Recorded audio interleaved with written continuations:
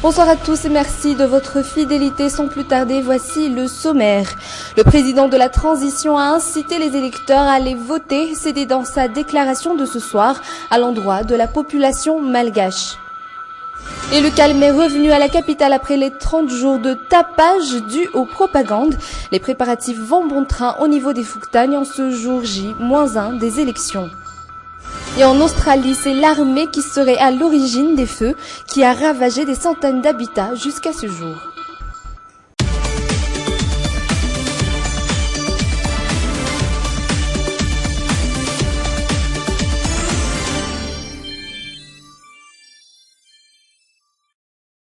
Plus que quelques heures et les 7 millions et quelques électeurs malgaches vont procéder au vote. Le premier tour de la première élection présidentielle que connaît Madagascar, après avoir vécu dans une crise politique durant plus de 4 ans, qui d'entre les 33 candidats à la course à la présidentielle se verra attribuer le titre de président de la République malgache. Et le calme est revenu dans la ville d'Antananarivo après ce mois entier de campagne électorale et surtout au dernier jour de la campagne d'hier. Jusque tard dans la matinée, il n'y a eu aucun bouchon dans les rues de la capitale. Cela se fait surtout ressentir auprès des conducteurs. C'est un reportage de Almisa Lakoutbe sur les images de Yves Janel. Certains endroits de la ville étaient tous dans le calme depuis ce matin, très loin des tapages des propagandes, surtout celle d'hier. Une situation qui en réjouit plus d'un. Il n'y a eu aucun bouchon aujourd'hui, en tout cas ici au rond-point d'Inkazumang. Les stades qu'ont utilisé les candidats pour leur campagne ont retrouvé leurs vrais occupants, surtout les sportifs. Les rues sont dégagées. Il a été facile de circuler dans la ville. Les endroits particuliers ont été remarqués par les conducteurs.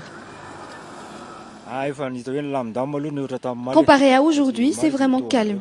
Hier, il y avait plein d'embouteillages comme à Antanmain, à Kurunjan et puis vers Galaxy Anjar. Mais cela n'a pas duré. À midi, les bouchons recommencent et en tout cas, pas autant qu'hier. La veille de l'élection présidentielle, le président de la transition, Anjanirina Rajoelina, a fait une déclaration dans laquelle il a incité la population malgache à aller voter demain. Selon lui, cette élection représente la deuxième étape menant à la 4e République après le référendum de 2011. Je vous invite à suivre un bref résumé de cette déclaration. Une déclaration avant l'ouverture des bureaux de vote. Le président de la transition, Andry Rajoelina, appelle les électeurs à faire leur devoir en tant que citoyens malgaches. Cette élection est attendue depuis longtemps, la deuxième étape menant à la 4e République.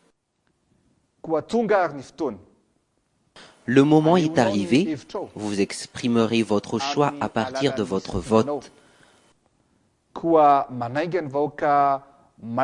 Dans ce cas, je sensibilise tout malgache ayant son droit à aller effectuer son devoir en allant voter.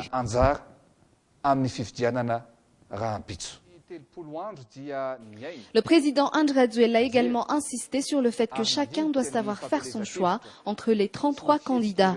Toujours selon lui, nombreux ont fait des promesses, mais les malgaches attendent celui qui pourra les honorer. Ils sont au nombre de 33, mais 2 seulement vont s'affronter au deuxième tour.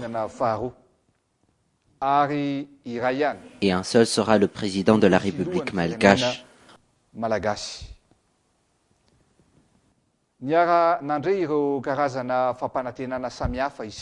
On a tous entendu différentes promesses, ils en parlaient. En outre, le peuple malgache espère avoir des résultats concrets actuellement.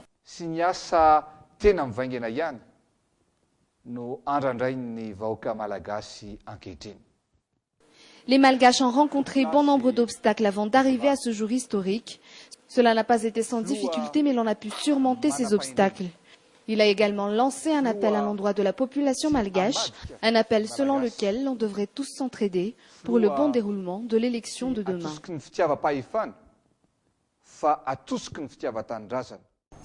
16 observateurs, dont 4 réunionnais, sont venus à Madagascar dans le but justement d'observer la tenue des préparatifs électoraux. Ils ont débuté leur travail lundi dernier.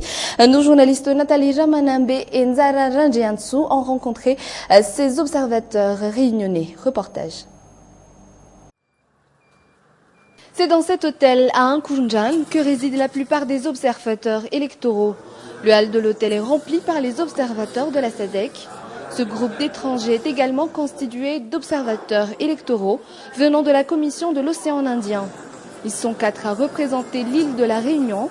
Ils se préparent à rencontrer le secrétaire général de la COI, Jean-Claude Delestrac, qui vient tout juste d'arriver sur le pays. Pour eux, cette élection mérite qu'on y prête de l'intérêt. Il n'y a pas d'affrontement visible et la population a l'air de prendre les élections avec beaucoup d'entrain et dans le calme.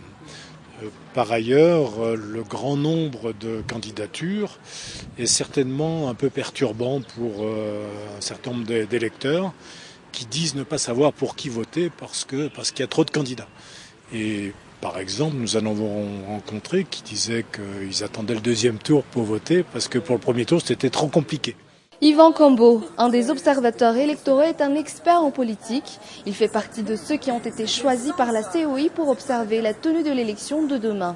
Sur Madagascar, ce que l'on ressent, c'est bien évidemment que c'est un moment un peu historique, un peu inédit. Les derniers scrutins, c'était certes 2006, mais là, c'est observé bien plus internationalement. Il y a une mobilisation de l'Union européenne, de la SADC, bien sûr de la Commission de l'océan Indien, avec la délégation qui est présente. Donc Madagascar est au centre de tous les regards. Et de ce point de vue-là, c'est la place de la grande île et le sérieux et la crédibilité des résultats qui sont en jeu. Pour Jean-Claude Delestrac, les Malgaches sont les premiers observateurs de l'élection qui va se tenir demain. Selon lui, c'est la première fois que l'on soit libre de s'exprimer de manière démocratique. C'est une campagne extrêmement ouverte. Tous les candidats s'expriment, tiennent des meetings, ont accès aux médias, présentent leur programme, critiquent leurs adversaires. C'est une élection ouverte. Et moi, autant que je m'en souvienne, c'est la première fois que dans une élection à Madagascar, personne ne peut me prédire le gagnant. Ce sont les Malgaches, vous n'avez pas besoin d'observateurs étrangers pour garantir. Ces observateurs de la COI ont commencé à travailler lundi dernier. Ils reviendront lors du deuxième tour de l'élection qui se fera le mois de décembre prochain. Et jour J-1 avant l'élection de demain, la plupart des Fouktan sont à leur dernier préparatif pour le Fouktan Sarmasei. Les responsables au niveau de la Sénit vérifient pour la dernière fois les matériaux distribués à utiliser dans les élections de demain. C'est un reportage de Anna Muriel et de Ijanel.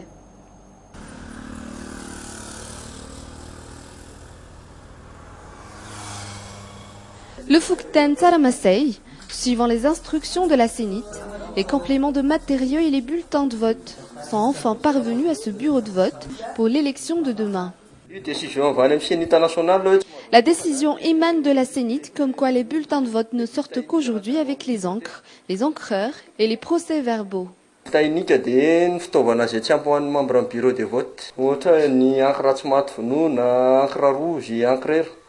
Les dernières instructions ont également été données ce jour pour le bon déroulement des élections de demain, vendredi 25 octobre.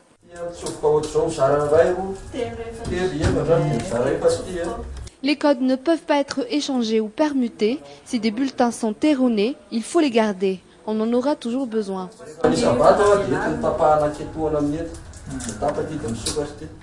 Les responsables au niveau du Fouktan et ceux de la Sénit n'ont plus que quelques heures pour les derniers préparatifs.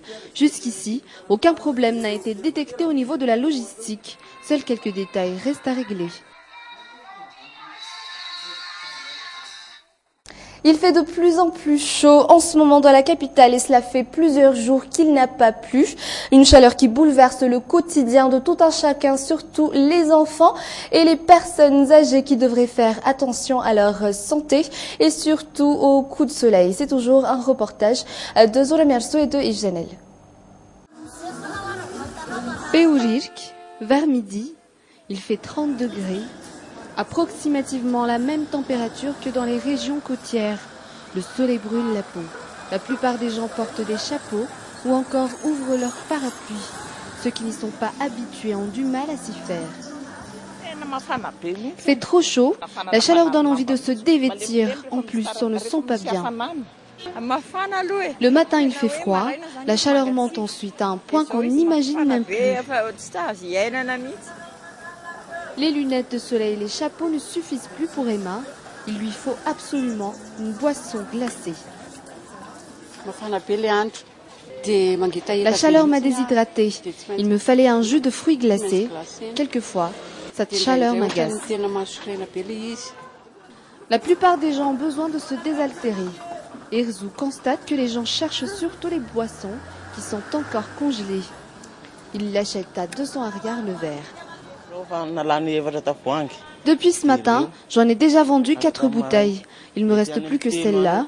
Je pense que j'aurai tout vendu vers 15 heures et j'irai en reprendre. Les clients vérifient vraiment si la boisson est bien glacée ou pas. Ils n'achètent que celles qui le sont. Tout ce qui rafraîchit se vend comme des petits pains en ce moment. Mais cela n'est pas sans risque, vu que c'est également en cette période que se propagent les maux de gorge. En tout cas, la température ne changera pas pendant quelques temps, toujours aux alentours de 30 degrés. Quoi de mieux qu'un parapluie pour bien se protéger en cette saison? Depuis quelques années maintenant, les parapluies Made in China remplissent le marché malgré que leur qualité soit encore discutable. Les fabricants de parapluies artisanaux malgaches, eux, commencent de ce fait à disparaître du marché. Une raison de cela, le prix de leurs produits qui est assez élevé. C'est toujours un reportage de Anne Muriel et de Yves Janel. Cela fait maintenant 5 ans que Janine travaille dans cette usine en tant que couturière. Elle coud des parapluies. Je fais d'abord un essai, je découpe un autre modèle, je l'envoie à la surjetteuse, puis on me le renvoie.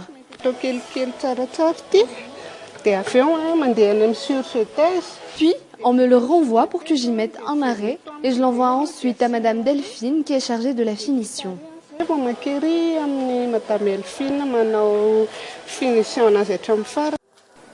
Quand les commandes sont nombreuses, cette entreprise produit plus d'une centaine de parapluies.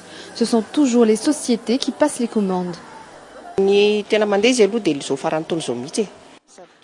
La vente grimpe surtout en ce dernier trimestre de l'année. Ce sont surtout les entreprises qui veulent faire des cadeaux à leurs clients. On met leur logo sur le parapluie. Les clients se font nombreux en cette période de pluie et de chaleur, surtout les femmes. Un des modèles qu'ils ont terminé en 1 heure, celui-ci. On l'appelle Domino, c'est à cause des nombreuses couleurs qu'on a utilisées. Comment on le fait?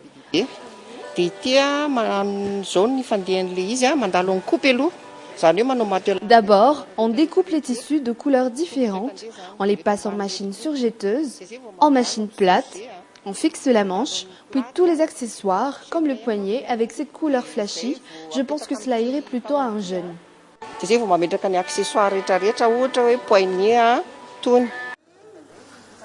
Les parapluies artisanaux arrivent très bien à concurrencer ceux qui sont importés.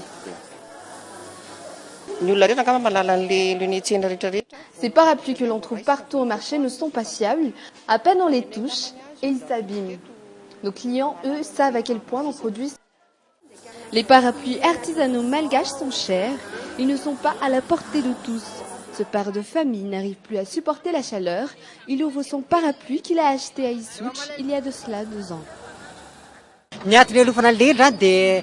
J'utilise un parapluie pour me protéger du coup de soleil. Il fait trop chaud. Cela fait 2 ans que j'ai acheté ce parapluie. Jusqu'ici, il ne s'est pas abîmé. Pour qu'un parapluie puisse tenir assez longtemps, il faudrait savoir l'entretenir selon les vendeurs. Nous ne pouvons pas garantir qu'ils sont solides. En tout cas, nous nous fournissons chez les grossistes chinois. Mais il faudrait bien les entretenir. Les parapluies ne servent pas seulement à se protéger de la pluie. Les gens s'en servent surtout pour se protéger du soleil qui a tapé fort, comme aujourd'hui.